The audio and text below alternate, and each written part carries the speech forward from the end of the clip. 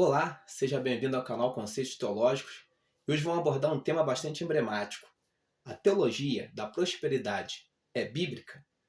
Note bem que nós vivemos num país, essa terra, essa pátria amada chamada Brasil, que durante muitos anos, no tempo de colônia, foi explorada, sobretudo pelos ingleses. Vários povos vinham aqui e carregavam a nossa riqueza para fora do nosso país.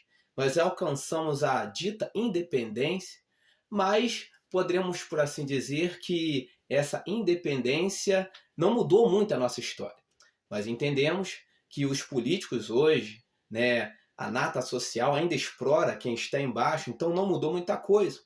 Diante disso, nós vemos uma situação emblemática, complicada, um país pobre, cercado de injustiças sociais, uma série de outras coisas. Um ambiente propício para o crescimento de uma teologia chamada teologia da prosperidade. Afinal de contas, quem não quer prosperar? Quem não quer ter uma vida boa? Quem não quer ter riquezas neste mundo, nesta terra? No início do século XX, para nós termos uma ideia, essa dita teologia ela começou a ser disseminada, sobretudo nos Estados Unidos. Essa teologia tinha como objetivo o pensamento positivo, a explanação verbal de palavras que trouxessem coisas para si. É uma teologia baseada em filosofia e religiosidade, ao qual uniu tudo isso para trazer uma vida melhor para as pessoas.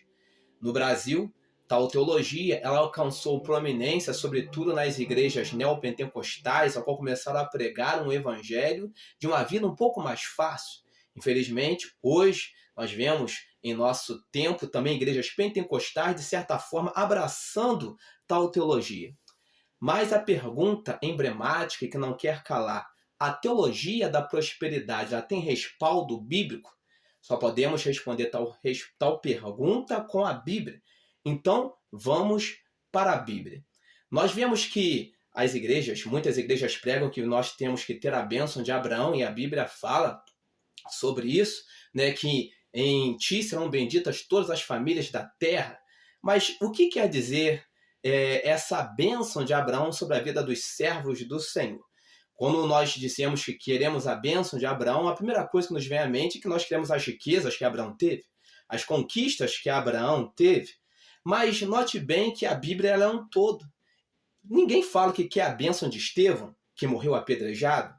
Ninguém fala que quer a bênção de Paulo, que possivelmente, segundo a história, morreu decapitado. Ninguém fala que quer a bênção de João, que viu o Apocalipse, mas ele foi jogado no caldeirão fervente. Algumas bênçãos ninguém quer, mas todo mundo quer a bênção de Abraão. Mas vamos para a Bíblia. Vamos falar sobre Jesus, aquele ao qual nós pregamos que quer nos dar bênçãos nesta terra. Aquele que nós pregamos e anunciamos muitas das vezes de púlpitos, que pode nos trazer riquezas. Nos tempos de Cristo, o Israel ele era um povo escravizado pelos romanos. Como tal, eles pagavam tributos a Roma. Como tal, a nação sofria nas mãos dos romanos. Como tal, a maioria do seu povo era pobre. Ambiente propício para o Filho de Deus se manifestar e pregar uma teologia da prosperidade. E ele poderia ter mudado a história de todos à sua volta. Ele não poderia ter enriquecido a todos? Mas quem disse que ele não mudou? Quem disse que ele não enriqueceu a todos? Segundo a Bíblia, no Sermão do Monte, uma das suas mensagens mais contundentes, ele dizia: bem-aventurados os pobres de espírito, porque deles é o reino dos céus. Bem-aventurados pobres de espírito. Jesus pregava sobretudo para os pobres. Jesus pregava sobretudo para os desafortunados. Jesus pregava sobretudo para os desesperançados. Mas ele nunca pregou sobre riquezas terrenas. Ao contrário, ele já dizia lá em Mateus capítulo 6, verso 19 ao 21, o seguinte: não ajunteis tesouro na terra. E passando um pouco mais, ele dizia: para ajuntar tesouro nos céus. O evangelho que nós pregamos hoje é o evangelho que Jesus Cristo pregava?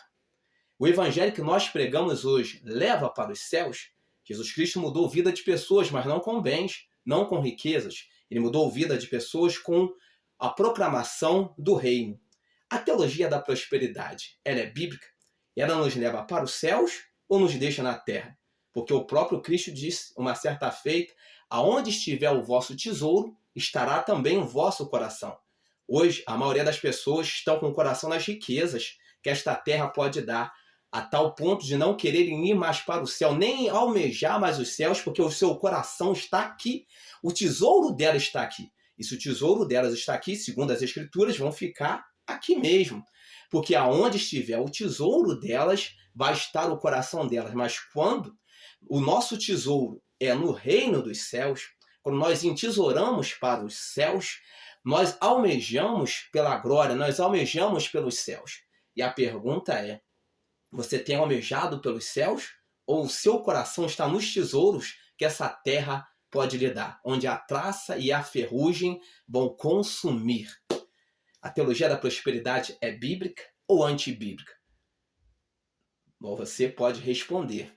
A teologia da prosperidade está alinhada com aquilo que Cristo pregou? Você pode responder. A teologia da prosperidade está alinhada com a vida dos apóstolos, aquilo que eles viveram?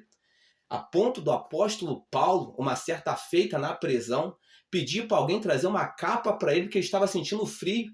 A maioria dos apóstolos não tinham, como disse um dos Pedro e João, a porta do templo, ao curar um enfermo, eu não tenho prata e eu não tenho ouro. Hoje, a maioria dos crentes querem ter prata e ouro, mas o que eu tenho, segundo eles, isso te dou. Ele tinha poder.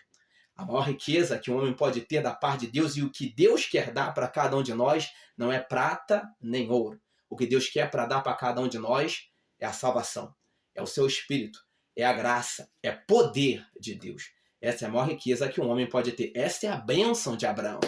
Ele vislumbrou, ele viu o dia do Senhor e se alegrou. A maior riqueza que Deus quer dar para o ser humano é que cada ser veja Deus, de alguma forma, em sua vida. Gostou do nosso conteúdo? Se inscreva no nosso canal, deixe o seu like, deixe seus comentários, que Deus abençoe sua vida rica e poderosamente em Cristo Jesus.